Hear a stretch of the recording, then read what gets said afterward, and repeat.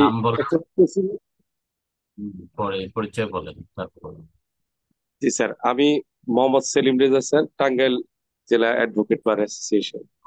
Sir, আমার প্রশ্নটা হলো স্যার, এই 406, 406-এর মামলা যদি আমরা 420 যুক্ত করে করি, এই মোকদ্দমায় মূল যার সাথে স্যার আমার একটা মানে চুক্তি হলো, সেই চুক্তির যে ব্যক্তি, উনি তার ভাতিজাকে দিয়ে স্যার পাওয়ার অফ অ্যাটর্নি দিয়ে একটা মোকদ্দমা দায়ের করলেন স্যার। এখন এই ভাতিজা আবার স্যার এই মামলা চলমান অবস্থায় তা উনি কি স্যার আবার অন্যজনকে স্যার পাওয়ার অফ অ্যাটর্নি দিতে পারে স্যার? বা প্রশ্নটা এরকম হতে পারে স্যার, আমার প্রশ্নটা যে এই মামলাটাই কি স্যার এই 406-এর ক্ষেত্রে পাওয়ার অফ অ্যাটর্নি বলে একটা নন জুডিশিয়াল স্ট্যাম্পের স্ট্যাম্প মাননীয় আদালতে দাখিল করে যে মোকদ্দমাটা দায়ের করলেন বাদী অন্য একজন ব্যক্তিকে দিয়ে, এটা কি স্যার সঠিক হলো কিনা স্যার? এটা আমার কোশ্চেন স্যার। আমরা যদি সিআরপিসি 1898 দেখি, তাহলে সেকশন 4-এ ক্লজ 8 যে কমপ্লেন পিটিশন কথা বলা আছে, বা সিআরপিসির 154 ধারায় আহ, আপনার জিআর মামলার দায়ের কথা বলা আছে। তো এই দুইটা জায়গায় যদি আমরা দেখি, 154 ধারায় ওখানে বলা হয়েছে every information relating to commission of A cognizable offence is given to the police station. তাহলে এই যে কর্তব্য অপরাধ সংগঠন সম্পর্কে আহ, যে সংবাদ দেওয়া হয় পুলিশ স্টেশনে, সেটা লিখিত ভাবে হতে পারে অথবা মৌখিক হতে পারে। এখানে কে দিবে সেই কথাটা কিন্তু বলা হয়নি, বলা হয়েছে every information relating to commission of A cognizable offence is given. তো কে দিবে সেটা সুনির্দিষ্টভাবে বলা হয়নি, যার ফলে আহ, দেখা যায় যে যে কেউ মামলা দায়ের করতে পারে। ঠিক একইভাবে সেকশন 4 ক্লজ 8 বলা হয়েছে যে সিপিসির যে সেকশনটা সম্পর্কে ওখানে বলা হয়েছে, কমপ্লেন পিটিশন সম্পর্কে বলা হয়েছে। কমপ্লেন পিটিশন সম্পর্কে সেখানে বলা হয়েছে যে যে যে কেউ with a view to taking action, অর্থাৎ কোনো ব্যবস্থা গ্রহণের নিমিত্তে যদি কেউ লিখিতভাবে কমপ্লেন দেয়, ইন রাইটিং দিতে পারে, ওরালি দিতে পারে, কিন্তু কে দিবে, হ্যাঁ, এখানেও কিন্তু তা বলা হয়। তাহলে আমরা যেটা এই দুইটা সেকশনালকে আমরা যেটা বলতে পারি যে কমপ্লেন পিটিশন অথবা যে মানে এজাহার দায়ের, এটা যে কেউ করতে পারবে, এখানে ধরা বাঁধা কোনো নিয়ম নেই।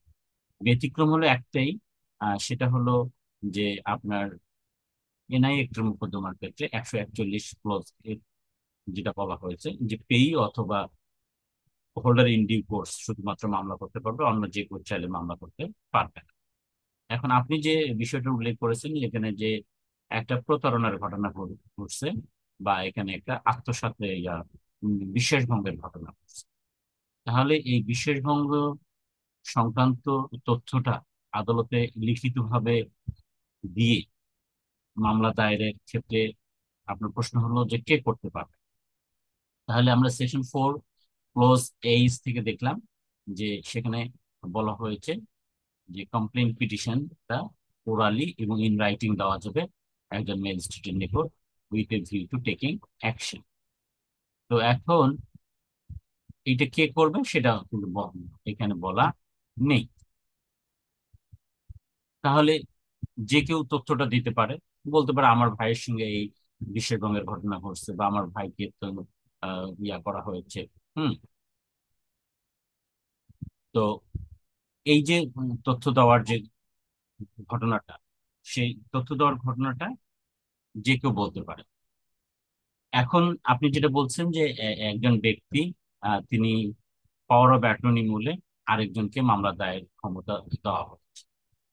এই ক্রিমিনাল মামলা দায়েরের ক্ষমতা আপনাকে এই পাওয়ার অফ অ্যাটর্নি মূলে দেওয়ার দরকার নেই। আপনার সঙ্গে সংঘটিত অপরাধের তথ্যটা যে কেউ আদালতে কমপ্লেন পিটিশন আকারে দিলে অথবা পুলিশ স্টেশনে দিলে তার ভিত্তিতে একটা ক্রিমিনাল প্রসিডিং ইনিশিয়েট হতে পারে। এখন যদি কমপ্লেন পিটিশন হয়, আমরা সেকশন 247-এ কি দেখেছি, যে আদালত যদি সি এর মামলার ক্ষেত্রে সমন ইস্যু করে, তাহলে সমন ইস্যু করার পরের ধার্য তারিখে আহ, যদি কমপ্লেনেন্ট উপস্থিত না থাকে, তাহলে মামলাটা খারিজ হয়ে যায়। মানে আসামিকে আদালত উম, খালাস দেবে এবং মামলাটাকে আদালত নথিজাত করবে। এই যে বাধ্যবাধকতা, তাহলে এখানে দেখতে পাচ্ছি যে কমপ্লেনেন্ট যদি উপস্থিত না থাকে, তাহলে মামলা দায়েরের পর যদি কোনো কারণে কমপ্লেনেন্ট মনে করে যে তিনি হয়তো বিদেশে যাচ্ছেন বা অন্য কোনো কাজে ব্যস্ত থাকবেন, তিনি আদালতে আসতে পারবেন না, তখন কন্ডাক্ট অফ দ্য প্রসিকিউশন যেটাকে বলে 493 সাবসেকশন 3, এই না না, 495 সাবসেকশন 3, এই কন্ডাক্ট অফ দ্য প্রসিকিউশন একজন ব্যক্তি আরেকজনকে দিতে পারে, তিনি মামলাটা পরিচালনা করতে পারেন। এখন মামলা পরিচালনা করলো ঠিক আছে, কিন্তু সাক্ষ্য দেওয়ার ক্ষেত্রে section 60 of the evidence act সেটা আবার সামনে আসবে। হ্যাঁ, সেটা সামনে আসবে। তখন সেখানে বলা হয়েছে যে মৌখিক সাক্ষ্য হতে হবে অবশ্যই প্রত্যক্ষ, মৌখিক সাক্ষ্য হতে হবে অবশ্যই প্রত্যক্ষ। হুম। তো মৌখিক সাক্ষ্য প্রত্যক্ষ হতে হবে, তাহলে এই এর ঘটনাটা যার সঙ্গে ঘটলো, এই চিটিং এর ঘটনাটা বলেন বা আহ, ইয়ের ঘটনাটা, এই যে আপনার উম, বিশ্বাস ভঙ্গের ঘটনাটা, তাহলে বিশ্বাস ভঙ্গের ঘটনাটা যার সঙ্গে ঘটলো তাকে আদালতে এসে সাক্ষ্য দিতে হবে। তখন ওই যে যিনি মামলা পরিচালনা করার ক্ষমতা পেয়েছেন, তার সাক্ষ্যটা এখানে গ্রহণযোগ্য হবে। তাহলে আপনি যেটা বলতেছেন যে যাকে মামলা পরিচালনার ক্ষমতা দেওয়া হলো তিনি আবার আরেকজনকে দিবেন, সেটা দেওয়ার কোনো আইনত সুযোগ নেই। সেটা দেওয়ার আইনত কোনো সুযোগ। এখন বলেন আপনার বিষয়টা আমি ক্লিয়ার করতে পারছি কিনা? জি স্যার, আসসালামু আলাইকুম স্যার। ভিডিও স্যার অন হয়েছে স্যার আমার। হ্যাঁ। আহ, স্যার, এখন স্যার ওইটা বুঝতে পেরেছি স্যার, আমি এই বিষয়টাই স্যার একটু উল্লেখ করেছিলাম। হুম। আর স্যার, জি স্যার, আর আমার বর্তমান অবস্থাটা স্যার, ভিডিও রেকর্ডিংটা হচ্ছে স্যার, অফ করলে স্যার আমি বলবো স্যার। আচ্ছা, ঠিক আছে, অফ করেন।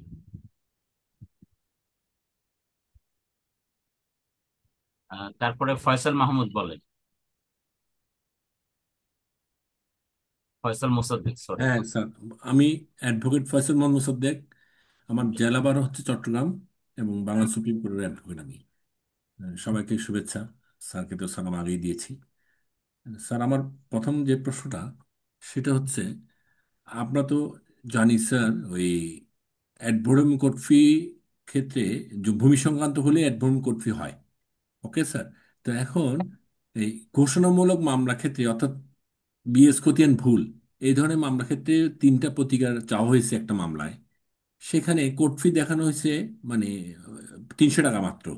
এখানে কি সর্বোচ্চটা ভূমি সংক্রান্তে, ধরেন ভূমির দাম হচ্ছে 10 কোটি টাকা, এই মূল্যমানের উপর অ্যাডভোকেট কোর্ট ফি দিতে হবে না নাকি স্যার?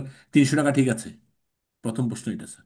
আপনি আমাকে বলেন যে আপনি কি মামলা করেছেন। হ্যাঁ, ওই আপনি কি মামলা বিএস করেছেন। রাইট। খতিয়ান বিএস খতিয়ান ভুল সংশোধন চাচ্ছে, এই মর্মে আর কি। সঠিক, সঠিক।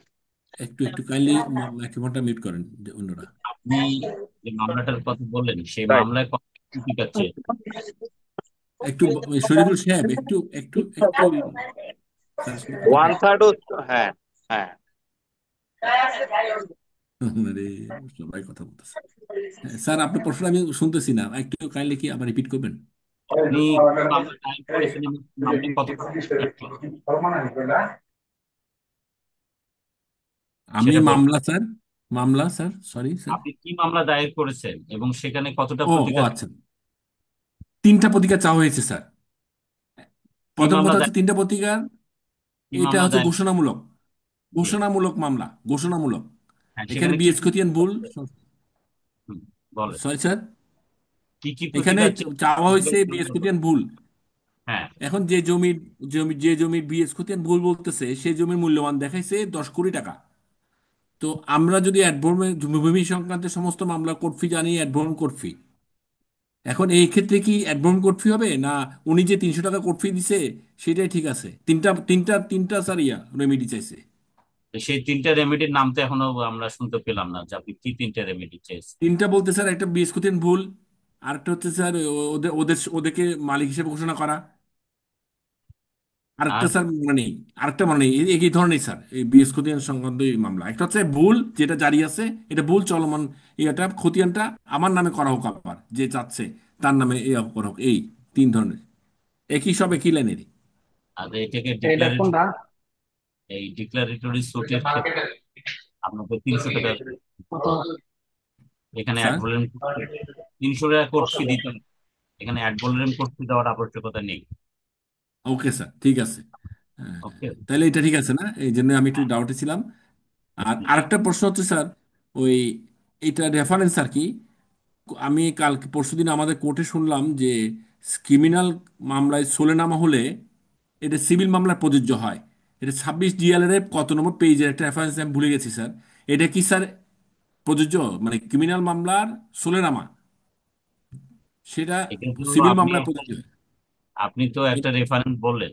হাইকোর্ট ডিভিশন যদি কোনো সিদ্ধান্ত দিয়ে থাকে, হ্যাঁ। তাহলে সেটা বাংলাদেশ সংবিধানের 111 আর্টিকেল বিধান অনুযায়ী সেটা অধস্তন সকল আদালতের উপর কার্যকর হবে। না, আমি আমি স্যার সমস্যাটা ওখানে হয়নি। সমস্যা হচ্ছে আমাদের যিনি রেফারেন্স দিচ্ছেন আমাদের চিটং কোর্টে একটু সমস্যা হয়েছে স্যার। রেফারেন্সটা ভুল বলা ইচ্ছা করে, কোর্ট কিন্তু আসলে ঠিকই দেয়, যাতে আমরা যারা আছি বাকিরা ওই হ্যাঁ, একটু মিলাতে না পারি মতো সমস্যা হয়ে যায়। এটা আমি 26 ডিএলআর খুঁজেছি, কিন্তু ওই পেজটা 295 বলেছিল, but I cannot find it. এখন স্যার আপনার কি নলেজে আছে কিনা সেটাই জানার জন্য, হাইকোর্টের রায়, এই রায়টা না, এই ধরনের কোনো রুলিং এখন আমার চোখে পড়েনি। 26 ডিলা বলছে, কিন্তু ওনারা বলতেছে এই লিঙ্কটা জমা দিচ্ছে, কিন্তু শুধু রেফারেন্স পেজটা ভুল বলছে। হয়তো ভুল, ইচ্ছা করে ভুল বা এমনি ভুল, আমি এই জন্য আর এটা উদ্ধার করতে পারিনি। আদালতের সামনে ভুল বলবে কিভাবে? না, আদালতের সামনে বললে এর আগে একটা ভুল বলছে স্যার, এটা সেটা আমি মিলে দেখছি পেজ আরেকটা। সেজন্য আমার কাছে ইন্টারেস্ট লাগছে ব্যাপারটা। এরকম প্র্যাকটিস মনে হয় কেউ তাহলে কেউ করে যে। যে বলছে তাকে জিজ্ঞাসা করুন যে আপনি যে রেফারেন্সটা দিয়েছেন এটা তো ভুল, সঠিক পৃষ্ঠা নাম্বারটা কি হবে। আচ্ছা, একটু বলে বলে কি বলে না, এই জন্য একটু ডাউট আছি আর কি। থ্যাংক ইউ স্যার, যেহেতু জানা নেই।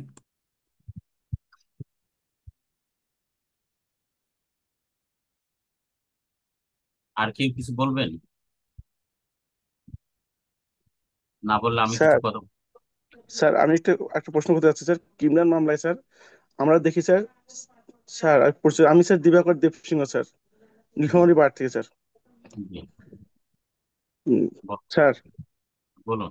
ক্রিমিনাল মামলায় স্যার আমরা দেখি যে উম, স্যার দণ্ডবিধি 326 বা 325 ধারা মামলায় যখন এফআইআর রেকর্ড হয়, এফআইআর রেকর্ড হওয়ার পর যখন পরবর্তীতে স্যার তদন্তকারী অফিসার যার চার্জশিট দাখিল করার পরবর্তীতে সাক্ষ্য প্রমাণের সময় ওই যে স্যার আইও উনি স্যার ওনার সাক্ষ্যটা বাধ্যতামূলক বা সাক্ষ্য দিতে দিতে হয়। কিন্তু স্যার দেখি যে সিআর মামলায় ওই সেম 326-এর মামলায় যখন একজন কমপ্লেনেন্ট মামলা ফাইলিং করলো, করার পর যখন ইনভেস্টিগেশন দিল, ইনভেস্টিগেশন দেওয়ার পরে থানাকে দায়িত্ব দিল, থানা যখন স্যার ওই প্রতিবেদন দাখিল করলো, 326 ধারা সত্যতা আছে বলে দাখিল করলেন, কিন্তু পরবর্তীতে সাক্ষ্য গ্রহণের স্টেজে ওই আইওকে স্যার আর ডাকানো হয় না কেন স্যার? এইটা স্যার এই আবশ্যকতা আছে কি না স্যার? হ্যাঁ, এটার আবশ্যকতা আছে।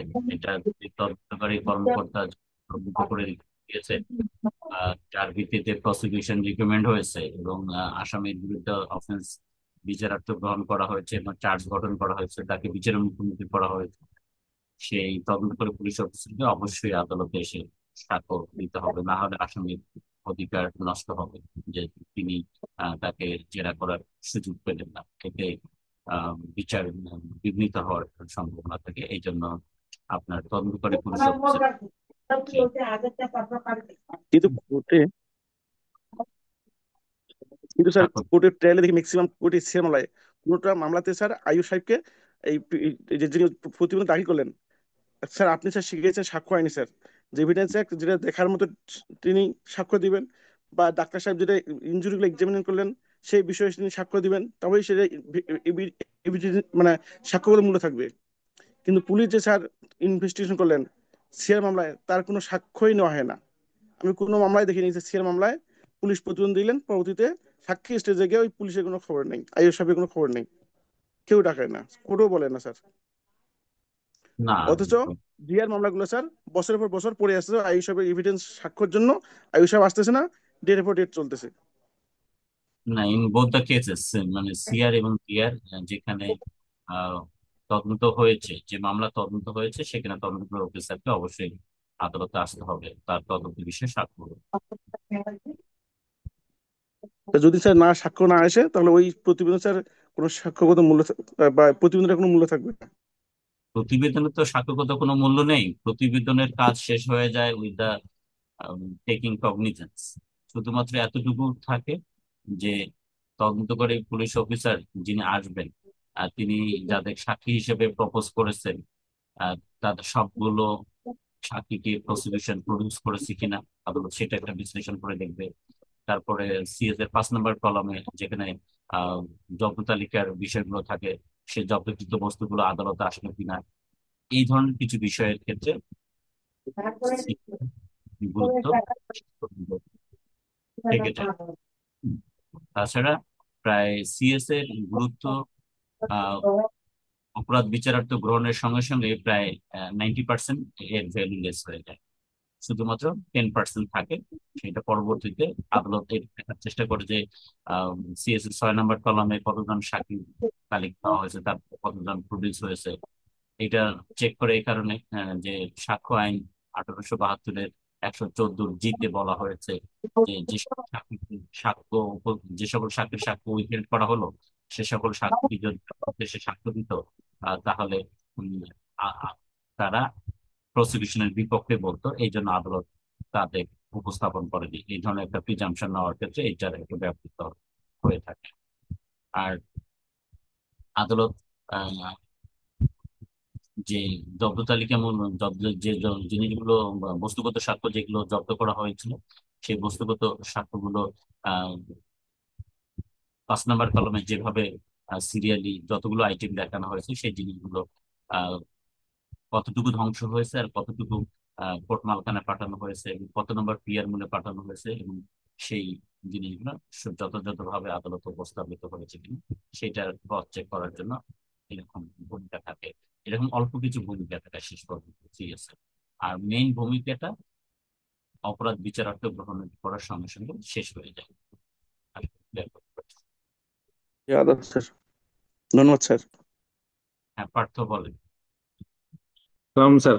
স্যার, প্রথমে আপনাকে ধন্যবাদ দিচ্ছিলাম, ওই যে গত ক্লাসে যে সড়ক পরিবহন আইনের আপনার একটা গাইডলাইন চেয়েছিলাম স্যার, বিগত দিনে ওই গাইডলাইনে আমরা শুনানি করি এবং সেম সাবমিশনই আমি স্যার কপি পেস্ট করি। লানেট কোড আমাদের স্যার 1 মাস 7 দিন কাস্টডি এবং ওই আপনার সাবমিশন বিবেচনায় স্যার আমাদের জামিন দেন। এখন স্যার আমি তো জামিনটা শিখলাম, এখন আপনি হ্যাঁ, আমাদের যেভাবে বড় করতেছেন শিখাইতেছেন স্যার, আমাদের মেইন ফোকাস তো দিন দিন স্যার আসলে আমার পার্সোনালি ট্রায়ালের উপর ওই যে রুল অফ এভিডেন্স করার পরে এবং গতকালকের যে আউটলাইন দেখার পরে আমাদের ট্রায়ালের প্রতি প্রচুর দুর্বলতা কাজ করতেছে স্যার। তো এখন স্যার সড়ক পরিবহনের কয়েকটা মামলা পাওয়ার পরবর্তীতে এখন সবগুলোই চার্জের স্টেজে আছে।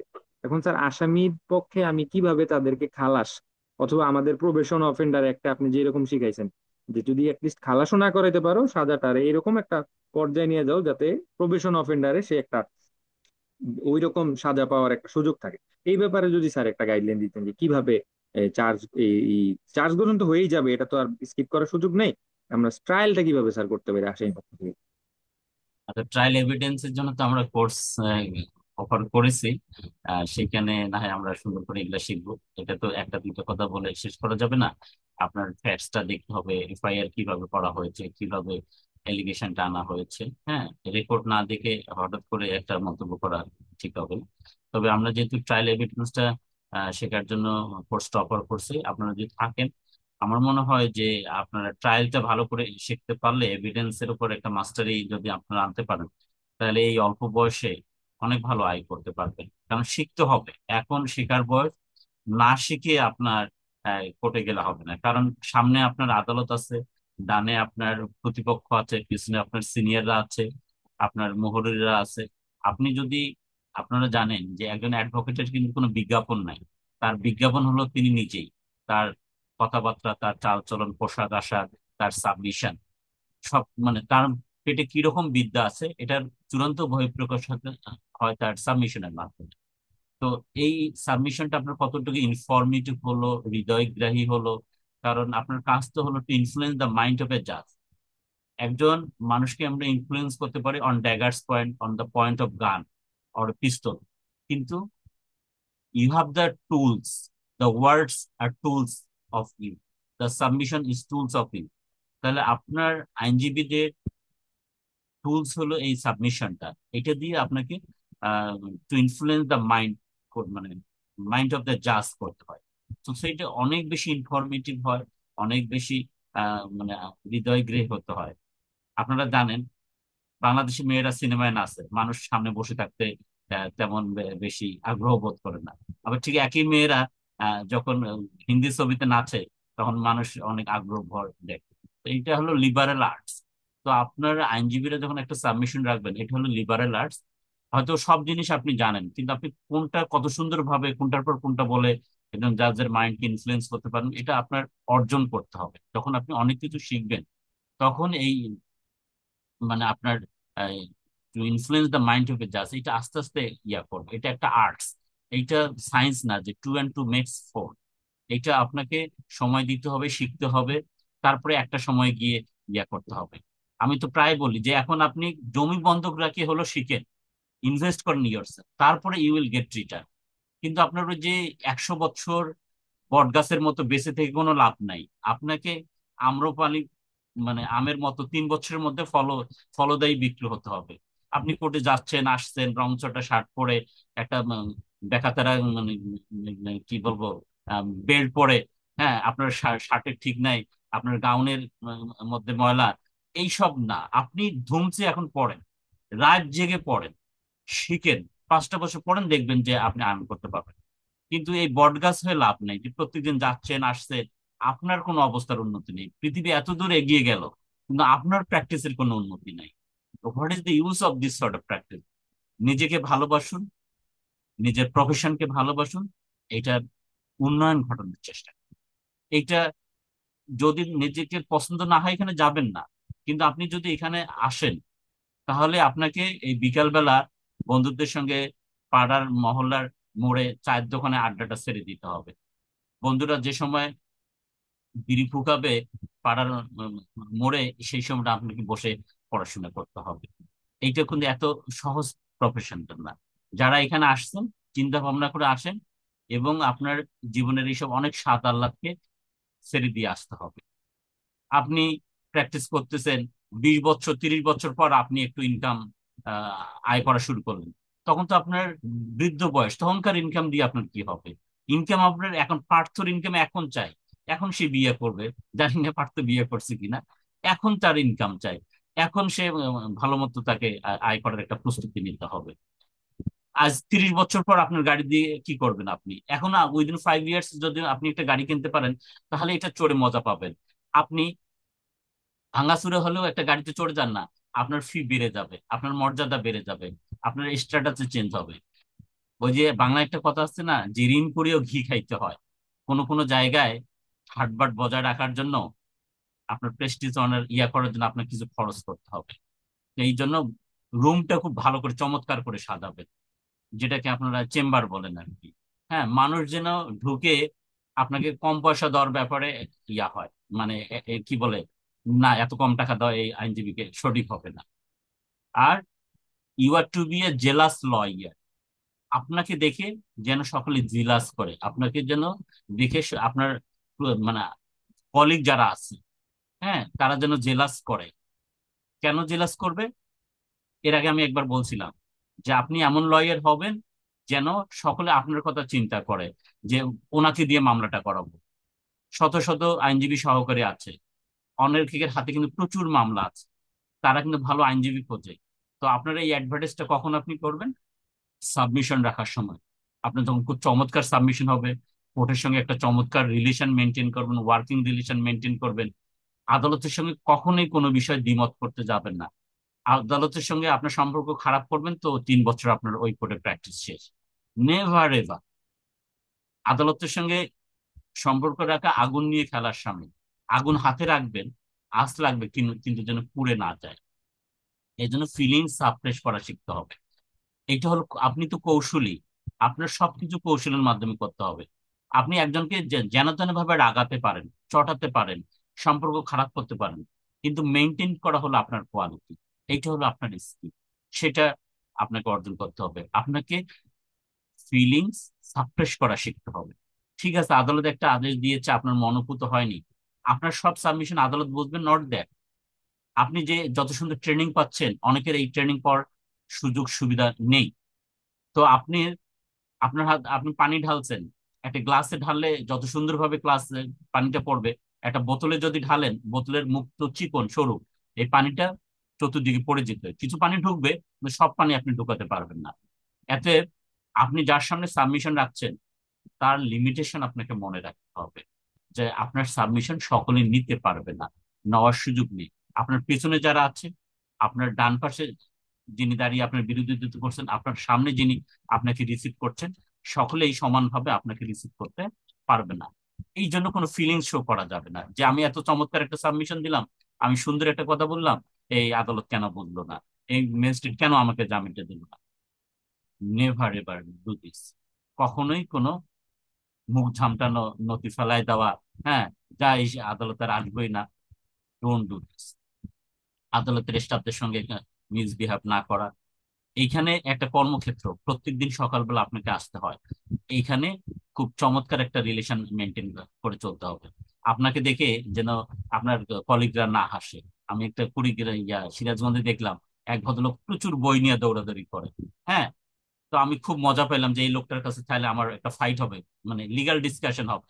কিন্তু দেখলাম যে একদম জিরো, বই নিয়ে দৌড়ায় ঠিকই, অনেক সাবমিশন দেয়, রেফারেন্স দেয়, কিন্তু এটার কোনো হাত মাথা নাই, কোনো রেলিভেন্সি নেই। হ্যাঁ, তো এই জন্য আইনজীবী নিজেই তার বিজ্ঞাপন, নিজেই তার হলো, মানে সফলতার, মানে ঊর্ধ্বে ওঠার জন্য তার নিজের পরিশ্রম, আগ্রহ থাকবে। আপনি যেহেতু এখানে আসছেন, সো আপনাকে মনে করতে হবে আমি 3 বছর করব, আমি 3 বছর সময় দেব, তারপরে আমি ইনকামে যাব।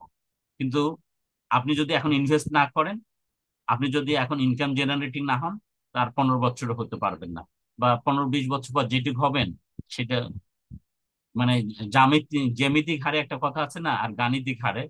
তো আপনার ইনকামটা যদি জ্যামিতিক হারে না হয়, 2, 4, 6 হলো গাণিতিক, আর 2, 4, 8, 16 এইভাবে বাড়তে হবে আপনার, তাহলে আপনি ভালো ইনকাম করতে পারবেন, ভালো লয়ার হতে পারবেন, ভালো ঠাটবাট বজায় রাখতে পারবেন। আপনি প্রফেশনে আসছেন, কেন পরিশ্রম করবেন না? যদি পরিশ্রমী না করবেন, তাহলে এখানে আসছেন কেন? তাহলে চাকরি করেন, ঘুষ খাইতে পারবেন, এই করতে পারবেন, সেই করতে পারবেন, কোনো অসুবিধা নেই। হাউবার, আমরা যে বিষয়টা নিয়ে কথা বলতেছিলাম, ট্রায়াল শিখেন, দেখবেন যে এই বয়সে আপনাকে মানুষ হায়ার করে নিতে পারে, সিনিয়র গ্রেড পাবেন। কিন্তু সবার আগে শিখতে হবে, এটা একটা স্কিল, এটা শিখতে হবে। এটা না শিখে আপনি শুধু মনের মধ্যে আশা করলে হবে না যে আমি ভালো করতে চাই। আপনাকে to be translated in action. আপনার মনে যেমন আপনি আশা পোষণ করবেন, তেমনি এর বাস্তবে প্রতিফলন থাকবে। আমরা বেশিরভাগ মানুষ শুধুমাত্র কল্পনা করি, আশা করি, কিন্তু বৃষ্টিতে ভিজতে আমরা আহ, দ্বিধাদ্বন্দ্ব করি, না বৃষ্টিটা আর একটু কমুক তারপর যাই, এই আকাশে মেঘ হয়েছে একটু তারপর যাই, মানে নানা অজুহাত খুঁজি।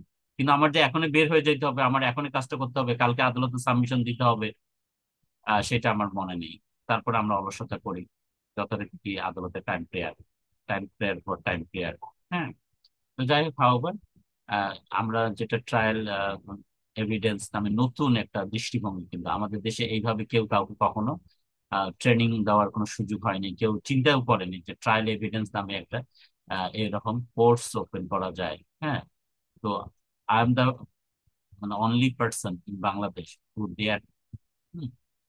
তো আশা করি আপনাদের এটা কোনো কাজে লাগবে। Thank you. Hmm, anybody else?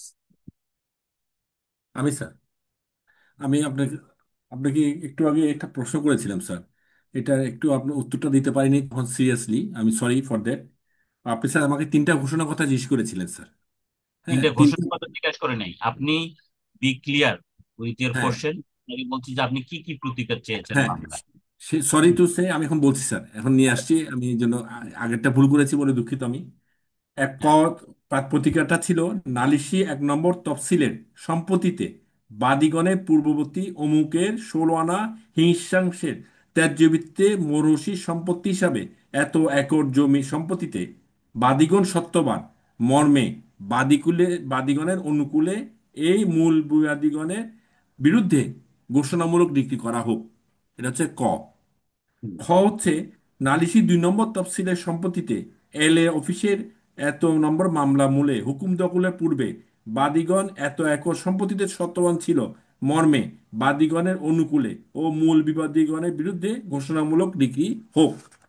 আর 3 নম্বর হচ্ছে স্যার, কিছু দাগ উল্লেখ করে বলেছে, খতিয়ানের সত্যের কলামে ও হিস্যাংশের কলামে বাদীগণের পূর্ববর্তী অমুকের নামে এত 16 শতাংশ হিস্যাংশ লিপি না হওয়া ভুল, অশুদ্ধ ও ভিত্তিহীন মর্মে বাদীগণের অনুকূলে ও মূল বিবাদীগণের বিরুদ্ধে ডিগ্রি প্রচারিত হোক। এই 3টা প্রতিকার। এখন এই 3টা প্রতিকারে কি ভূমির তিনটা প্রতিকারই ব্যাপারটা? তো হলো আপনার হলো ডিক্লারেশন, তিনটা প্রতিকারের ডিক্লারেশন। ডিক্লারেশন তো 300 টাকা কোর্ট ফি। আচ্ছা, তবে এখানে এখানে ভূমির ওই অ্যাডভর্মেন্ট টাচ করবে না?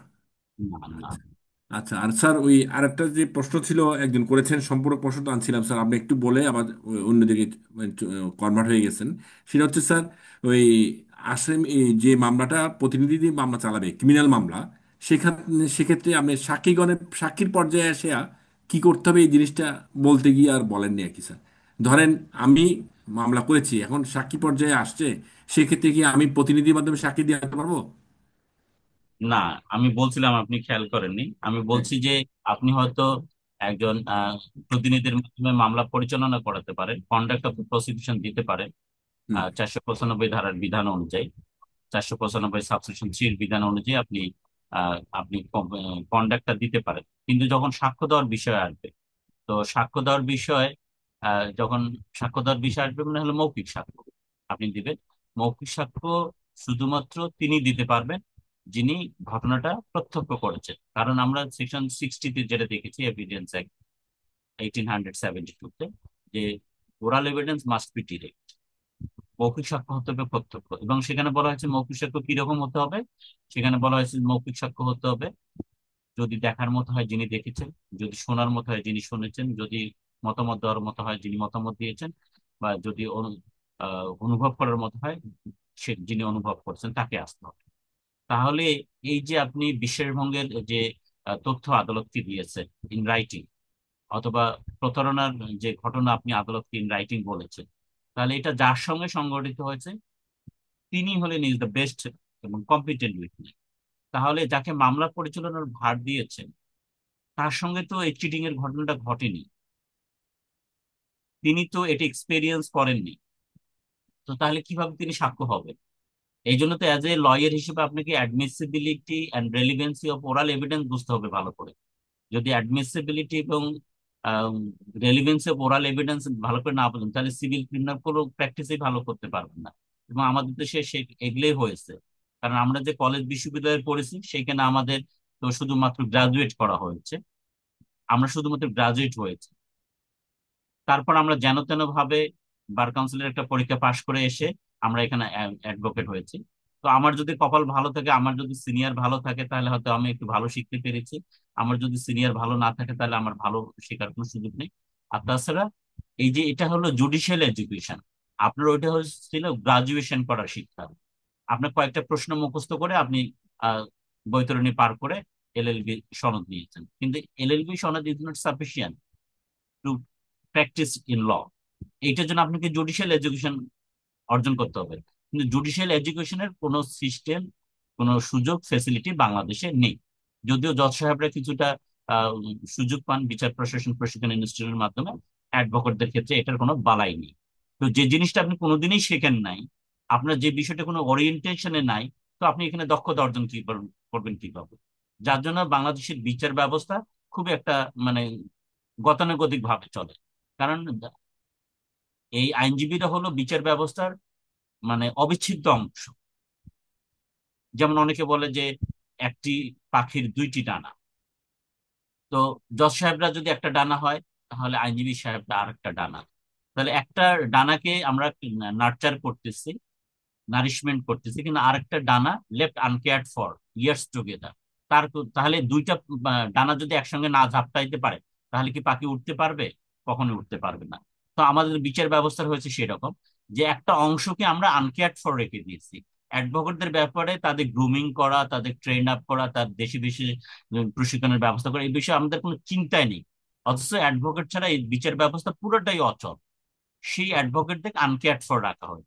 অ্যাডভোকেটরা পার্সোনালি যে যতটুকু পারে পড়াশোনা করে দক্ষতা অর্জন করে, কিন্তু এডুকেশন, জুডিশিয়াল এডুকেশন দেওয়ার সমন্বিত কোনো প্রচেষ্টা এখনো বাংলাদেশের বিচার ব্যবস্থায় আমাদের মাথায় আসেনি, যে এদেরকে জুডিশিয়ালি ট্রেন আপ করা দরকার। তাহলে আপনাকে যদি আমি জুডিশিয়াল ট্রেন আপ না করি, তাহলে এখানে কি হচ্ছে? এই যে আপনি তিনটা ইয়ার কথা বললেন, এই যে ঘোষণা চাইলেন, রেমিডি। আমি দুইটাই দেখি ভুল হয়ে গেছে। আমি এত ডিটেলসে গেলাম না। এইভাবে ইয়ার চাওয়ার কোনো সুযোগ নেই। আবার একইভাবে আপনি আরেকজনকে দিয়ে মামলা করাচ্ছেন, তিনি আবার সাক্ষ্য দিচ্ছে। তা সাক্ষ্য দেওয়ার ক্ষমতাটা কোন ডেলিগেট করা যায় না, কারণ যিনি দেখেছেন, যিনি শুনেছেন, অনুভব করেছেন, তাকেই আসতে হবে। কিন্তু এই বিষয়গুলো আমরা এখনো ধরতে পারছি না, আমাদের বিচার ব্যবস্থা এখন সেই উৎকর্ষতায় আমরা যেতে পারিনি। তার জন্য আমরা প্রিজাইডিং অফিসার যারা আছি, আমরা যারা মানে অ্যাজ এ অ্যাডভোকেট হিসেবে রোল প্লে করতেছি, এখন আমাদের কারোই মধ্যে সেই উৎকর্ষতা আমরা যেতে পারিনি, যে what is the admissibility and relevancy of oral evidence. যার জন্য আমরা এই জিনিসগুলো ধরতে পারছি না। ধরতে না পারার কারণে যেভাবে আসতেছে ওইভাবে আমরা বিচার টিচার যতটুকু আমাদের সামর্থ্যের মধ্যে কুলায়, আমাদের চিন্তা চেতনার মধ্যে কুলায়, ততটুকু ভাবে আমরা বিচার কার্য পরিচালনা করে যাচ্ছি। এটা আপনার আমার কারো দোষ নাই, কারণ আপনি আমি ভালো ট্রেনিং পাইনি, ভালো ভাবে জুডিশিয়াল এডুকেশন অর্জন করার সুযোগ পাইনি। যার জন্য এটা আপনারও দোষ না, এটা আমারও দোষ না, আমাদের সিস্টেমের দোষ, যে আমরা এটাকে এখনো সেই উৎকর্ষতায় নিয়ে যেতে পারি। তো উত্তর হলো যে আপনি হয়তো মামলা পরিচালনার conduct of the prosecution 495 subsection 3 অনুযায়ী একজনকে দিতে পারেন, কিন্তু সাক্ষ্য দেওয়ার বিষয়টা, সাক্ষী মানে কি? যিনি দেখেছেন, যিনি শুনেছেন, যিনি অনুভব করেছেন, যিনি মতামত দিয়েছেন, তিনি হলেন সাক্ষী। এখানে চিটিং এর ঘটনাটা যিনি এক্সপেরিয়েন্স করেছেন, যার বিশ্বাস ভঙ্গ করা হয়েছে, তিনি হলেন is the best evidence, best witness. তাকে আদালতে আসতে হবে। তিনি এই তার এক্সপেরিয়েন্সিং, তিনি যে চিটেড হয়েছেন, তার যে বিশ্বাসভঙ্গ হয়েছে, এটা তিনি ডেলিগেট করতে পারবেন না। ডেলিগেট সব জিনিস করা যায় না। আশা করি উত্তর পেয়েছি।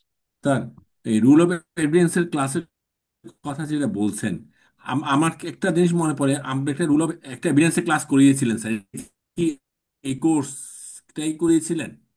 আমরা যে হ্যাঁ প্রথম আমরা, যেটা করেছি হ্যাঁ স্যার রুলস অফ এভিডেন্সের এভিডেন্স, উপরে, হ্যাঁ রুলস অফ এভিডেন্স নামে আমরা দুইটা সেশন করেছিলাম। এটা কি স্যার এটার সাথে মিলে স্যার? হ্যাঁ কিছুটা তো মিলবে। আচ্ছা স্যার, এখানে স্যার আমরা এটা একটু ডিফারেন্ট অ্যাঙ্গেলে এটা করব। আমরা পার্টিকুলার মামলা ধরে করবো, ওইটা আমরা মামলা ধরে করিনি, ওটা আমরা ইন জেনারেল করছি, বেসিক করেছি।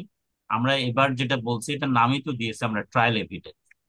প্রত্যেকটা মামলায় আমরা ধরে করলাম, যেমন ধরেন চুরির মামলা বা ব্রিচ অফ ট্রাস্ট এবং চিটিং এর মোকদ্দমা, অথবা আহ, আপনার হার্টের মোকদ্দমা, অথবা ধরুন আপনার চাঁদাবাজের মোকদ্দমা, এইরকম মামলা ধরে ধরে এখানে আপনার বিরোধী বিষয়গুলো কি, সেই বিরোধী বিষয়গুলো প্রসিকিউশন কিভাবে এটাকে প্রমাণ করতে পারে, আসামি পক্ষ এটা কিভাবে ডিসপ্রুভ করতে পারে, ঠিক এই বিষয়গুলো প্র্যাকটিক্যালি আলোচনা করা হবে। এই বার্ডেন অফ প্রুফটা কার, কে কতটুকু বার্ডেন ডিসচার্জ করবে, বার্ডেন অফ প্রুফ হলে এটি কিভাবে শিফট হলে সে ওনাস অফ প্রুফ কার উপর আসবে, তিনি কিভাবে এটাকে ইয়া করবে, প্রমাণ করবে। এই এই বিষয়গুলো আমরা প্র্যাকটিক্যাল আঙ্গিকে আসপেক্টসে আলোচনা করবো। ঠিক আছে, থ্যাংক ইউ স্যার। আর একটা ভালো জিনিস জানতে, এটা মনে মেয়েদের একটা জানা ছিল যে এটা। আর স্যার, ওই সময় কিন্তু আমরা স্যার ডিজিটাল এভিডেন্সটা মানে করতে পারিনি। এটা স্যার সামনে মাথায় রাখেন স্যার, যেহেতু করতেছেন। হ্যাঁ এখানে প্রসঙ্গক্রমে আমরা ডিজিটাল এভিডেন্সটাও আনবো। জি, আসসালামু আলাইকুম স্যার। আগের কোশ্চেনটা স্যার একটু সম্পূরক কোশ্চেন স্যার সৃষ্টি হলো স্যার। হ্যাঁ, বলেন। স্যার আমার অসুস্থতার কারণে স্যার, দুঃখিত স্যার, আপনি হ্যাঁ, গার্ডিয়ান। আমার একটু অসুস্থতা হয়েছিল স্যার এইখানে, পরে আমাকে ডাক্তারের পরামর্শে স্যার এরকম ও করতে হয়েছে স্যার। 2 মাস ঠিক আগে আছে। স্যার। জি জি স্যার। জি। এখন স্যার আমার আবার একটা সম্পূরক কোশ্চেন স্যার। এইখানে স্যার আজকে একটা মামলায় আমি এই সমস্যার সমাধান মানে সম্মুখীন হয়েছি। তা আমি স্যার কিছু সিদ্ধান্ত পেলাম এরকম যে স্যার যেটা বললেন এটা বেরিয়ে আসছে স্যার ওইখান থেকে। ঠিক একদিকে ওই জবানবন্দির ক্ষেত্রে স্যার এই প্রবলেমটা আমি পেলাম, যে সিদ্ধান্ত এগুলো লেখা আছে। তো এখন যদি স্যার আমার এই যে বাদী প্লাস স্যার ওই যে যার যে স্যার নন জুডিশিয়াল স্ট্যাম্পটা, দুজনই স্যার বিদেশ, এবং আমি ওনাদের বিরুদ্ধে স্যার এই স্ট্যাম্প দিয়ে ফটোকপি দিয়ে স্যার আমি একটা মোকদ্দমা দায়ের করেছি 467, 68, 71। সেটা স্যার প্রমাণ হয়ে আসছে যে এই স্ট্যাম্পের কিছু অংশ জাল এবং এটা সৃষ্ট বটে। এটা স্যার আসলে এবং এটা আইন আদালতে ব্যবহার হয়েছে বিধায়ী স্যার 471টাও স্যার প্রমাণ হয়ে আসছে।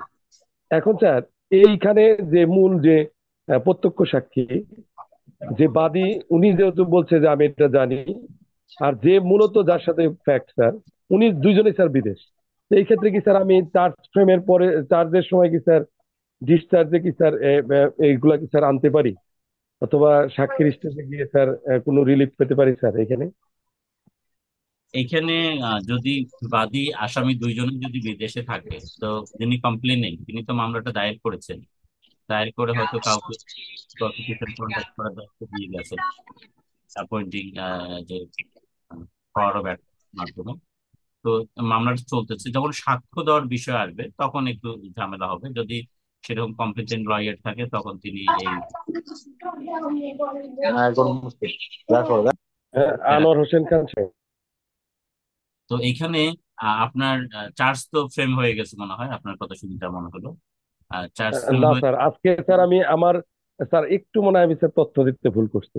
মানে আমি স্যার আসামি পক্ষ, এই আসামি পক্ষই স্যার আজকের যে বাদী যিনি যারা পাওয়ার অফ অ্যাটর্নি করলেন, ওনাদের বিপক্ষেই স্যার আমি এই মামলাটা করার পরে স্যার আমি একটা মামলা করি স্যার, 467, 68, 71।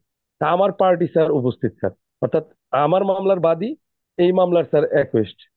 তো জি। এখন স্যার আমি যে সুবিধাটা নিতে চাচ্ছি স্যার, স্যার যেটা বললেন এই সুবিধাটা কি স্যার আমি ডিসচার্জে বলতে পারি কিনা, যে মামলার মূল বাদী বা যার সাথে আমার ঘটনাটা, যিনি হুম, হুম। দাবি করেছেন যে সে আমার কাছে, তার সাথে আমি প্রতারণা করেছি বা আত্মবিশ্বাস ভঙ্গের ঘটনা ঘটিয়েছি, উনি তো বিদেশ, এবং এটা স্যার প্রুফ, এবং এটা স্যার আজকে স্বীকার করে গেছে বাদীপক্ষ ওই পাওয়ার অফ অ্যাটর্নি দেওয়ার সময়, যে বাদী এই বাদী বিদেশ যাওয়ার কারণে। আর এই মামলাটা স্যার লার্নেড কোর্টও সিরিয়াসলি নিয়েছে স্যার। 3 তারিখ স্যার শুনানি হয়েছে। লার্নেড কোর্ট লাস্টে এই দুইটা মামলা স্যার একই ডেট স্যার, সেম ডেট করে করে স্যার ডেট রাখছে স্যার। বিষয়টা একটু অনেক বলতে হয় স্যার, আমি যেহেতু শর্ট কোশ্চেন করতে অভ্যস্ত স্যার। তো এই ক্ষেত্রে কি স্যার আমি ডিসচার্জের স্যার সুবিধা পেতে পারি স্যার, আইনের এই বিষয়গুলো বলে স্যার? না, আপনি ডিসচার্জের সুবিধা পাবেন না, কারণ ডিসচার্জ হতে গেলে একটা এলিগেশনকে গ্রাউন্ডলেস হতে হয়, কিন্তু এখানে তো গ্রাউন্ডলেস যে মানে আপাত দৃষ্টিতে from the plain reading of the complaint petition এখানে বোঝা যাচ্ছে না যে এলিগেশনটা আনফাউন্ডেড। হ্যাঁ, এখানে আপনি এটা ডিসচার্জ পাবেন না। এটা আপনার যদি কোনো সুবিধা নিতে হয় বাই ক্রস এক্সামিনেশন, এই বিষয়টাকে আপনি আদালতের সামনে একটু তুলে ধরতে হবে, এটা আপনি ডিসচার্জ পাবেন না। কারণ উনি যে এলিগেশন করেছে যে he has been or- cheated or- and অথবা যে ইন্ট্রাস্টমেন্ট করা হয়েছে ডিস অফ ট্রাস্ট হয়েছে, তো এটা হলো সাবজেক্ট টু প্রুফ। এটা জন্য আপনি ডিসচার্জ পাবেন না। আপনি সুবিধা নিতে গেলে আপনাকে বাই ক্রস এক্সামিনেশন এটা এস্টাবলিশ করতে হবে। হুম। তারপর স্যার আমরা হয়তো প্রসিডিউরাল যে মিস্টেকটা স্যার হয়েছে ওখানে, ওইটা স্যার হয়তো তুলে ধরতে পারি, তাই না? পার্টি থেকে গিয়ে হয়তো হ্যাঁ ক্রস হ্যাঁ, এক্সামিনেশনে ওইগুলো করে তুলে আপনি ধরে আর্গুমেন্টে করে গিয়ে। দিতে পারেন। হ্যাঁ, এটা যে প্রসিডিউরাল যে ডিফেক্টটা আছে, হ্যাঁ, কিন্তু এটার জন্য মানে ইয়া হবে না, টিচার্স আপনি পাবেন না। Thank you sir, thank you sir, আসসালামু আলাইকুম। ইসলাম। হ্যাঁ, শরীফুল সাহেব বলেন, অ্যাডভোকেট শরীফুল ইসলাম। আসসালামু আলাইকুম স্যার। ইসলাম। হ্যাঁ, স্যার শরীফুল। আমার একটু হলফনামার বিষয়ে স্যার একটু জানার ছিল যে হ্যাঁ, এই বলেন। আপনি তো আমাদেরকে স্যার শিখিয়েছেন যে নতুন যেই সিপিসি যে অ্যামেন্ডমেন্ট হয়েছিল সেখানে বাদীর যেই জবানবন্দিটা সেটা হলফনামা দিয়ে বলতে হবে, যে এবং হলফনামাই বাদীর যে সংক্ষিপ্ত আর্জির বক্তব্য সেটা হলফনামায় থাকতে হবে হুম। এবং সেই হলফনামাটা 300 টাকার স্ট্যাম্পে হতে হবে। এখন আমার যে জানার বিষয়টা সেটা হচ্ছে স্যার, আমরা কোর্টে এখন দেখি যে কার্টিস পেপারে হলফনামা দেওয়া হয়, সাথে আলাদা একটা জবানবন্দি দেওয়া হয় এবং সেই হলফনামায় বলা হয় যে এই ওই জবানবন্দিটাই সত্য এবং সঠিক। এমনকি স্যার, নিষেধাজ্ঞার যেই অস্থায়ী নিষেধাজ্ঞার যে পিটিশন, সেখানেও কার্টিস পেপারে একটা হলফনামা দেওয়া হয় এবং হলফনামায় আশঙ্কা কিবা কি ভুলে কি ধরনের হুমকি দিছে এই ধরনের কথা হলফনামায় উল্লেখ না করে বলা হয় যে নালিশি উম, অ- অস্থায়ী নিষেধাজ্ঞার যে পিটিশনের যে বক্তব্য সেটাই বাদীর বক্তব্য সত্য এবং সঠিক। এটা সম্পর্কে স্যার, এটা কি হলফনামাটা, অস্থায়ী নিষেধাজ্ঞার হলফনামাটা কি স্যার 300 টাকায় হতে হবে?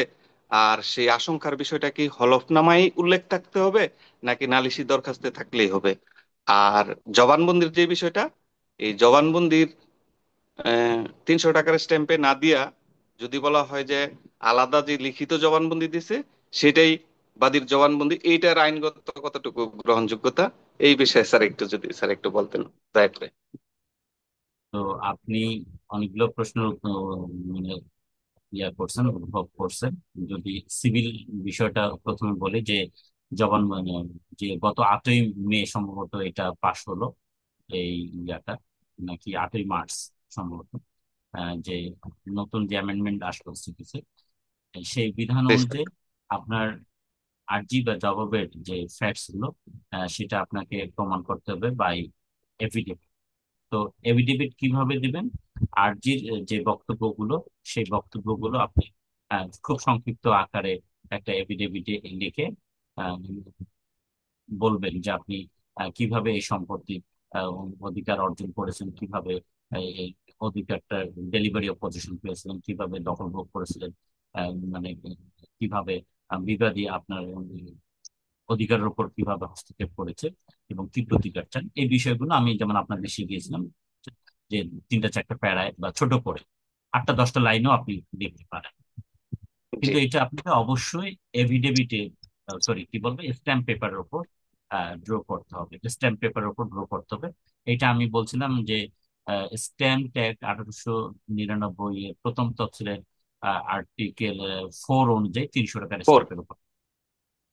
যদি জি স্ট্যাম্পের উপর ড্র করা না হয় এবং এটা যদি অন্য জি কোনো প্লেন পেপার বা কার্টেজ পেপার, যেটা হোয়াট এভার আপনি যেরকম বলেন, সেরকম যদি কোনো কিছুর উপর করা হয়, তাহলে সেটা আইনগতভাবে ভবিষ্যতে এটার কোনো মূল্য থাকবে না। আপিল আদালতে বা আরো উচ্চতর আদালতে যখন আপনি এটা নিয়ে চ্যালেঞ্জ করেন, তাহলে বিচারটা, ট্রায়ালটা ভিসিয়েট হয়ে যাবে, কারণ এখানে স্পষ্টত আইনের লঙ্ঘন হবে। হুম। এই জন্য এটার স্যার। আইনগত দেখা। আর আপনি দ্বিতীয়ত যে প্রশ্নটা করছেন যে একটা এভিডেভিট যখন দেওয়া হয় আহ, অস্থায়ী নিষেধাজ্ঞার দরখাস্তের সমর্থনে, সেখানে অস্থায়ী নিষেধাজ্ঞার দরখাস্তের সমর্থনে দেও এভিডেভিটটা কিভাবে তৈরি করতে হবে সেটা আপনি অর্ডার 19 রুল 3-তে পাবেন। যে একটা এভিডেভিট কিভাবে ড্র করতে হয়, সেখানে ফ্যাক্টস গুলো কিভাবে লিখতে হয়, সেটা অর্ডার 19 রুল 3-তে পাবেন। সেখানে অবশ্যই যে বিবাদী কিভাবে থ্রেট করছে, তার শান্তিপূর্ণ ভোগ দখলে কিভাবে বাধা দিয়েছে, এবং বিবাদীর কি ধরনের আচরণ এবং কার্যের ফলে তার মনে, এই বাদীর মনে এই প্রতীতি জন্মিয়েছে যে যে কোনো সময় সম্পত্তির অধিকার থেকে তিনি বঞ্চিত হতে পারেন। এগুলো অবশ্যই এভিডেভিট দিয়ে বলতে হবে এবং এভিডেভিটে এক একটা করে আলাদা আলাদা প্যারায় লিখতে হবে। এই জন্য আমি বলছি অর্ডার 19 রুল 3-তে বলা আছে, এবং সিভিল রুলস অ্যান্ড অর্ডারের আর্টিকেল 32, 33 এই জায়গাগুলোতে আপনারা পাবেন যে একটা এভিডেভিট দিতে হবে। এখানেও যদি 300 টাকার স্ট্যাম্পের উপর ড্র করা না হয়, যে অস্থায়ী নিষেধাজ্ঞার সমর্থনে যে হলফনামাটা বা এভিডেভিট, তাহলে এটার আইনগত কোনো মূল্য থাকবে না। আপনি শুধুমাত্র এইটার পয়েন্টে আপনার উচ্চ আদালতে, মানে বিশেষত আপিল আদালতে গিয়ে এই পয়েন্টসে আপিলের মেমোতে এটা উল্লেখ করে এই অস্থায়ী নিষেধাজ্ঞার আদেশটা বাতিল চাইতে পারবেন। আরেকটা প্রশ্ন কি করেছিলেন? স্যার, যে এভিডেভিটে লেখা যে আর এই নিষেধাজ্ঞার যে দরখাস্তের বক্তব্য সেটাই বাদীর বক্তব্য, এই বক্তব্যটা কতটুকু যুক্তিযুক্ত স্যার? না, এটা যুক্তিযুক্ত শুধু না, এটা মানে আইনসঙ্গত না। হ্যাঁ, আইনসঙ্গত না। আপনাকে এভিডেভিটে বলতে হবে, এভিডেভিটে বলতে হবে। আহ শুধুমাত্র অমুকখানে আছে সেটাই আমার বক্তব্য, এই ধরনের বলার কোনো সুযোগ নেই। এটা বেআইনি। সিনিয়ররা তো স্যার বলে যে দলিলে যে 300 টাকার স্ট্যাম্প ওইটা আলাদা রেজিস্ট্রেশন আইন অনুযায়ী হয়েছে, কিন্তু আমাদের আদালতের জন্য 300 টাকার স্ট্যাম্প বাধ্যতামূলক নাকি বা এমন স্যার বলেন স্যার। এই যে সিনিয়ররা বললে হবে না, এখানে সেকশন আমি প্রথম তফসিলের আর্টিকেল 4 দিয়েছি, সেটা পড়ে জি দেখবেন। স্যার, জি স্যার দেখছি স্যার, এখানে এভিডেভিটের কথা বলা আছে এবং 300 টাকার স্ট্যাম্পের কথা বলা আছে স্যার। এখন এইভাবে তো কোর্ট কাছারি চলতেছে। কোন সিনিয়র বলছেন, আর কেউ যেহেতু কেউ জানে না বা আইনটা স্যার কোথায় আছে দেখারও সুযোগ নাই, তার সাহস নেই, জি ওই সিনিয়রের উপর দিয়ে চালাই দিচ্ছে। তো কোর্ট কাছারি এইভাবে আসলে হচ্ছে। হুম। কোথায় আছে স্যার একটু যদি খেলি এটা। হ্যাঁ, নওশাদ বলেন। স্যার, আসসালামু আলাইকুম স্যার। অনুষ্ঠান। স্যার আসসালামু আলাইকুম। অনুষ্ঠান। স্যার ওই আমার একটা বিষয় হচ্ছে ডকুমেন্টারি এভিডেন্সের ক্ষেত্রে স্পেশালি ফটোকপির ক্ষেত্রে এডমিসিবিলিটিটা কি হবে, মানে ফটোকপি এভিডেন্সে ফটোকপি ডকুমেন্টস এর এডমিসিবিলিটি বা সাক্ষ্যগত মূল্য বা এই সংক্রান্ত আইনি বিধানটা কি, এটা এভিডেন্স একটা আলোকে আর কি। যা সাক্ষ্য আইনে বা সাক্ষ্যের নিয়ম হিসেবে যদি আমরা দেখি, তাহলে section 63 of the evidence act 1872-তে এই সেকেন্ডারি এভিডেন্স এর সংজ্ঞা দেওয়া হয়েছে। এখানে বলা হয়েছে secondary evidence means and includes, সম্ভবত 5টা আইটেম দেওয়া হয়েছে আমার যদি ভুল না হয়। যার মধ্যে একটা হলো জাবেদা নকলের কথা বলা হয়েছে। হ্যাঁ, সার্টিফাইড কপির কথা বলা হয়েছে, যেটা সেকেন্ডারি এভিডেন্স। আর একটা বলা হয়েছে আম, আম, আম, কি বলা হয়েছে যে copies made from the original through mechanical process, হ্যাঁ, which themselves ensures the accuracy। তো এই যে copies made from the original through mechanical process, এই যে এইটাকে আমরা ফটোস্ট্যাট কপি বলতে পারি, কারণ এই ফটোস্ট্যাট তো মেকানিক্যাল প্রসেসে হয়। এবং এখানে আদারওয়াইজ টেম্পার না করলে যেরকম আপনি চাইবেন, সরি, যেরকম কপি অরিজিনাল থাকবে সেরকম কপি বের হয়। আর তাহলে এই সেকশন 63-র বিধান অনুযায়ী এই ফটোকপি সেকেন্ডারি এভিডেন্স এবং এটার সাক্ষ্যগত মূল্য আছে এবং এটা সাক্ষী যাবে। তবে এর সঙ্গে পাশাপাশি সেকশন 65টা মিলায় পড়তে হবে। সেখানে বলা হয়েছে যদি ডকুমেন্টটা পাবলিক ডকুমেন্ট হয়, according to definition of section 74, অর্থাৎ সাক্ষ্য আইনের 74-এ যে সকল বিষয়কে পাবলিক ডকুমেন্ট বলা হয়েছে, সেই পাবলিক ডকুমেন্ট সেকেন্ডারি এভিডেন্স দিয়ে প্রমাণ করা যাবে বটে, ফটোকপি দিয়ে তবে সেটা সার্টিফাইড কপি হতে হবে, ফটোকপি হলে চলে না। ফটোকপি এবং সার্টিফাইড কপি বোথ আর সেকেন্ডারি এভিডেন্স। কিন্তু আপনি যেমন একটা প্রাইভেট ডকুমেন্ট ধরেন, একটা ডিড লিখলেন, একটা এগ্রিমেন্ট লিখলেন, একটা একরারনামা লিখলেন, এটা it has not been registered with the sub registrar office, তখন এটা প্রাইভেট ডকুমেন্ট হিসেবে গণ্য হবে এবং এটার ফটোকপি আপনার সেকেন্ডারি এভিডেন্স হিসেবে সাক্ষ্যে গ্রহণ হবে। কিন্তু as soon as it has been registered with the sub registrar office, it becomes a public document as per provision of section 74 of the evidence act। তখন কিন্তু এটার ফটোকপি দিয়ে প্রমাণ করা যাবে না। দো photocopy is the secondary evidence, but according to provision of section 65, সম্ভবত ক্লজ ই বা এফ এর দিকে আছে, আমার ভুল হতে পারে, এখানে আশেপাশে আছে, সেখানে বলা হয়েছে যে সরকারি ডকুমেন্ট যদি হয়, পাবলিক ডকুমেন্ট হয়, তার সার্টিফাইড কপি দিয়ে প্রমাণ করতে হবে, সেখানে ফটোকপি দিয়ে প্রমাণ করা যাবে না। এই হলো আপনার উত্তর। ফটোকপি সেকেন্ডারি এভিডেন্স হিসেবে অবশ্যই এভিডেন্সে লিড হবে, এভিডেন্সে অ্যাকসেপ্টেবল হবে, কিন্তু ফটোকপিটা যদি কোনো পাবলিক ডকুমেন্টের হয় তাহলে সেক্ষেত্রে অ্যাডমিসেবল হবে না। আশা করি উত্তর পেয়েছি। স্যার এখান থেকে একটা বিষয় হচ্ছে ফটোকপিটা যে দিচ্ছি ওটার জন্য কি এক্সপ্লানেশন দেওয়াটা ইম্পর্টেন্ট, মানে এক্সপ্লানেশন দেওয়া বা গ্রাউন্ডটা আমি কেন দিতে পারতেছি না অরিজিনালটা, সেটা একটা বিষয়। আর ফটোকপি থেকে ফটোকপি ফার্স্ট হ্যান্ড ফটোকপি এবং ফটোকপি থেকে ফটোকপি এই দুইটার মধ্যে ডিফারেন্সিয়েট করার বিষয় বা প্রথম যে ফটোকপিটা সেটা মূল্য কত, আর ফটোকপি থেকে ফটোকপি ফটোকপি হয়ে যেটা আসা, এটার একটা বিভিন্ন কেস ল বা এই ধরনের একটা বলার চেষ্টা করেছে, বা এরকম কিছু বিষয় এক্সপ্লানেশন কোনো দেওয়ার একটা বিষয় যেমন আছে। হুম হুম হুম। বা ফটোকপি থেকে ফটোকপি, মনে করেন অরিজিনাল থেকে ফটোকপি করছে, এটার একটা বিষয়। আর ফটোকপি থেকে ফটোকপি হয়ে হয়ে আসছে, এই দুইটার মধ্যে আসলে মানে বেসিসটা কি হবে তখন, বা কিভাবে এটা হ্যাঁ সাক্ষ্যগত মূল্যটা নির্ধারণ করবে, হ্যাঁ এটা একটা বিষয় আছে। শোনেন, এখানে আপনার এভিডেন্স একটা সেকশন 64-এ যেতে হবে। সেকশন 64-এ বলা হয়েছে যে মানে proof of documents by primary evidence. তাহলে ডকুমেন্টস সেখানে বলা হয়েছে এইভাবে যে documents must be prove by primary evidence. Document must be prove by primary evidence except in the cases hereinafter mentioned. মানে 65-এ যে সিচুয়েশন গুলো আছে সেখানে ওর প্রাইমারি এভিডেন্স ছাড়াও প্রমাণ করা যাবে। তাহলে 64 থেকে আমরা যেটা দেখতে পাচ্ছি যে প্রত্যেকটা দলিল অবশ্যই প্রাইমারি এভিডেন্স দিয়ে প্রমাণ করতে হবে। এখন আসেন প্রাইমারি এভিডেন্স কোনটা হবে ডকুমেন্টস এর, সেটা 61-এ বলা হয়েছে, না সরি 62-তে বলা হয়েছে যে document itself a primary evidence. তাহলে বুঝছেন, 64-এ বললো যে প্রত্যেকটা ডকুমেন্টস প্রাইমারি এভিডেন্স দিয়ে প্রমাণ করতে হবে। তাহলে ডকুমেন্টস এর প্রাইমারি এভিডেন্স কোনটা? ডকুমেন্ট ইটসেলফ, অর্থাৎ অরিজিনালটা মূল হলো দলিল, প্রাইমারি। অরিজিনাল। ওকে, তো এখন যদি আপনি অরিজিনালটা দিতে না পারেন তখন আপনাকে সেকশন 65-এ যেতে হবে যে আপনি কেন দিতে পারছেন না, অরিজিনালটা আপনার হাতে কেন নাই। এটাকে হারিয়ে গেছে, এটাকে পালিয়ে গেছে, এটাকে নষ্ট হয়েছে, এটাকে পানিতে পড়ে গেছে, আগুনে পড়ে গেছে, সেই সিচুয়েশন গুলো বলতে হবে। সেই সিচুয়েশন গুলো বলতে হবে। তারপরে 104 ধারা আসবে। আপনি যে বললেন যে ডকুমেন্টসটা হারিয়ে গেছে বা ডকুমেন্টসটা পুড়িয়ে গেছে, তাহলে আপনার কি কোনো জিডি করছেন হারানোর বিষয়ে?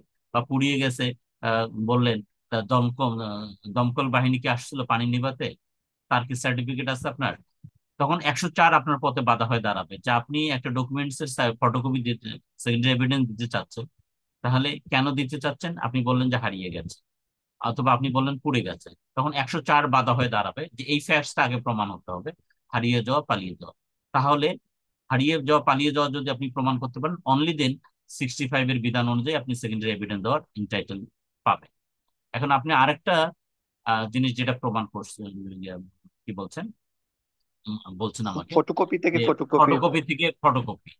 তাহলে এখন একটা ফটোকপি, যেমন প্রাইমারি এভিডেন্সের যে সংজ্ঞা দেওয়া হয়েছে যে where a document is executed in several parts, ও না এটা না, কি বলতেছি যে where a number of documents are all where a number of documents are all made by one uniform process.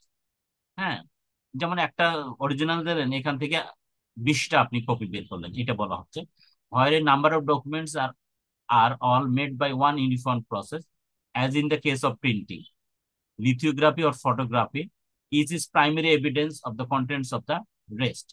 তাহলে এই যে অরিজিনালটা সমস্ত ফটোকপি, 50টা ফটোকপি করুন, সমস্ত 50টার কন্টেন্ট সম্পর্কে প্রাইমারি এভিডেন্স বলে গণ্য হবে। আবার বলছে but where there all copies of a common original, they are not primary evidence of the contents of the original.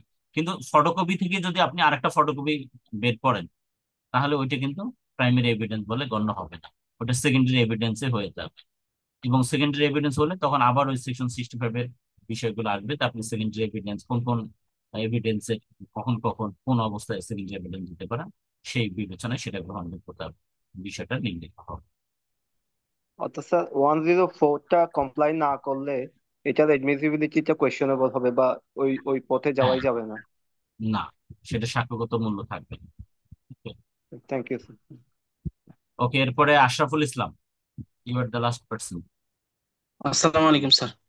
জি, ওয়ালাইকুম ইসলাম। স্যার আমার প্রশ্নটা হচ্ছে স্যার, আমি একটা স্যার চেকের মামলায় স্যার হেরে গেছি স্যার। জি স্যার এটা আপিল করলো স্যার, আমরা আপিল করছি স্যার, আপিলেও স্যার আমরা আপিল আদালত আমাদের আপিলটা স্যার নামঞ্জুর করে স্যার। এখন স্যার এর এগেইনস্টে আমি কি করতে পারি স্যার? এটা একটা প্রশ্ন স্যার।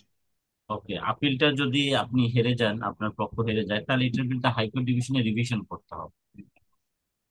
স্যার এখানে আপিলটা যে গ্রাউন্ডে করছে স্যার, সেটা হলো আমার চেকও আছে স্যার, আমার হচ্ছে লেনদেনও হয়েছে স্যার।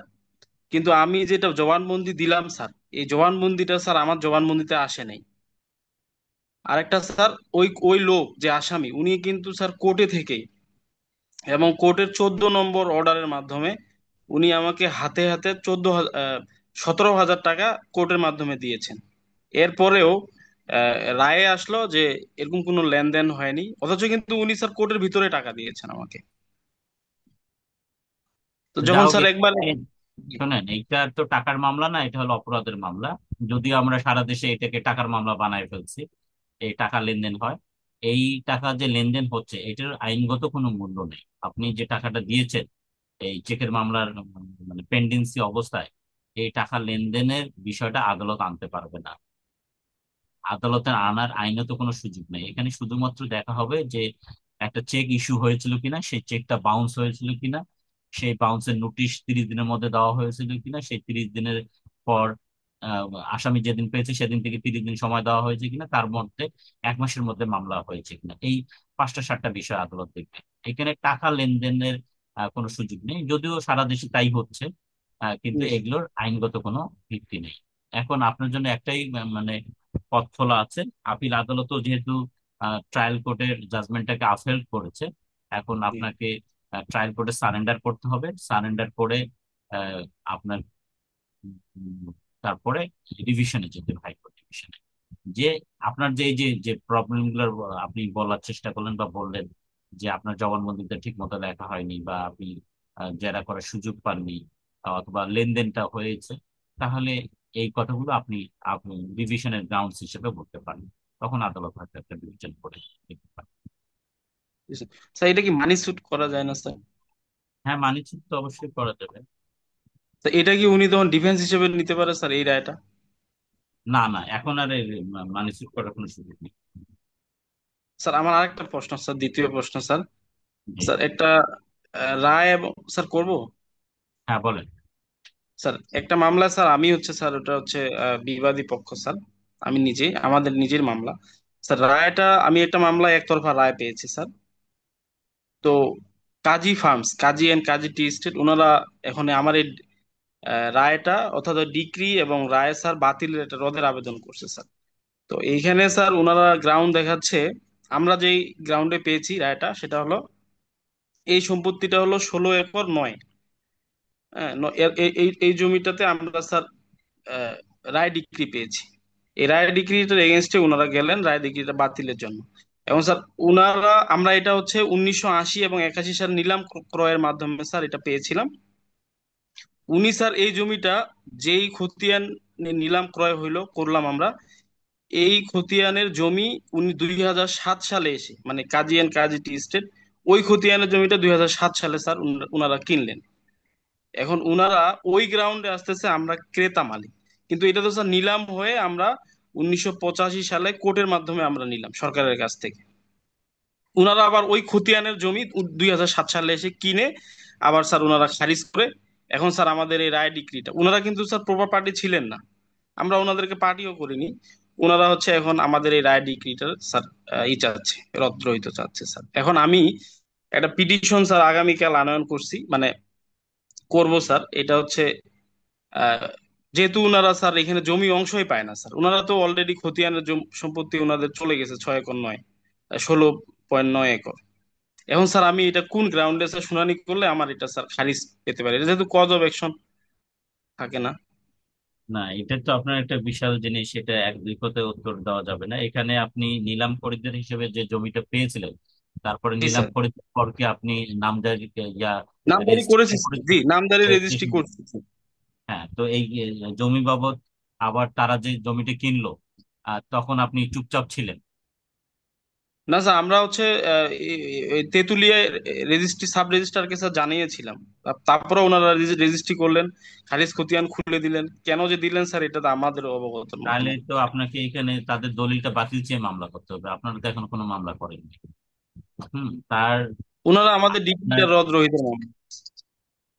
আপনার ডিগ্রি রদ্রোহিতের মামলা করছে, আমরা যে ওই যে ডিগ্রি নিলাম একতরফা। হ্যাঁ হ্যাঁ হ্যাঁ।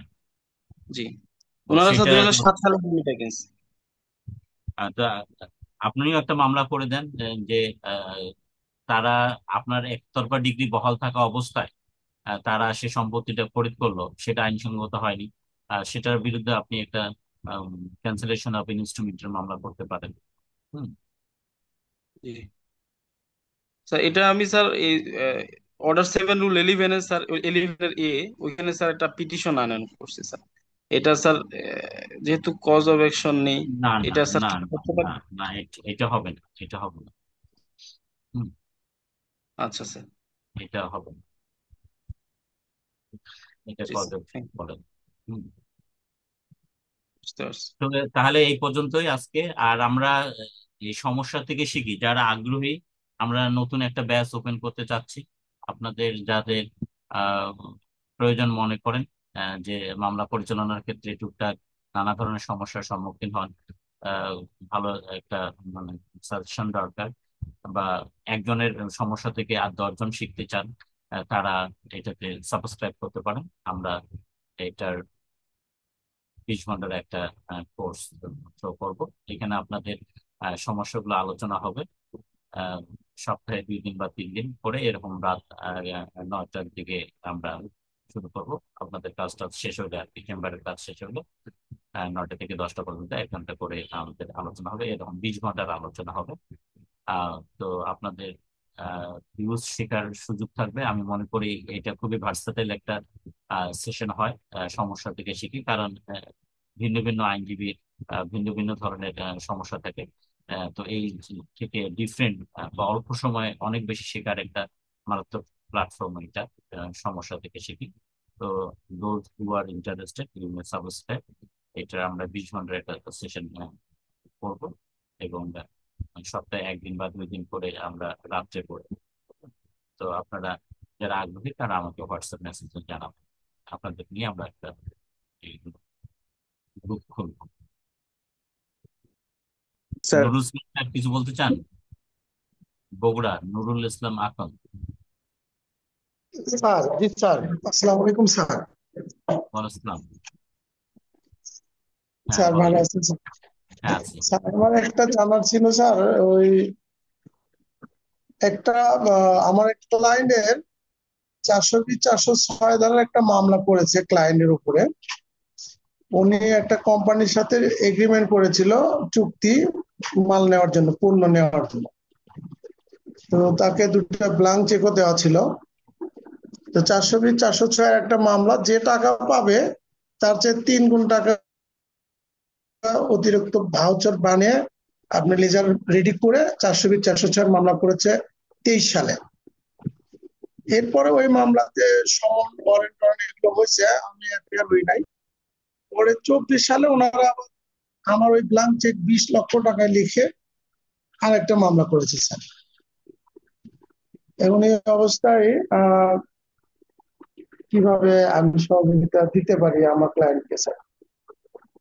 আপনি তো বলেছেন একটা বিজনেস ট্রানজাকশন ছিল, এবং এই সেই ট্রানজাকশনের হ্যাঁ, প্রেক্ষিতে বিজনেস। পক্ষদের পক্ষদের মধ্যে একটা চুক্তিও ছিল, রীতিমতো একটা রিটেন কন্ট্রাক্টও ছিল।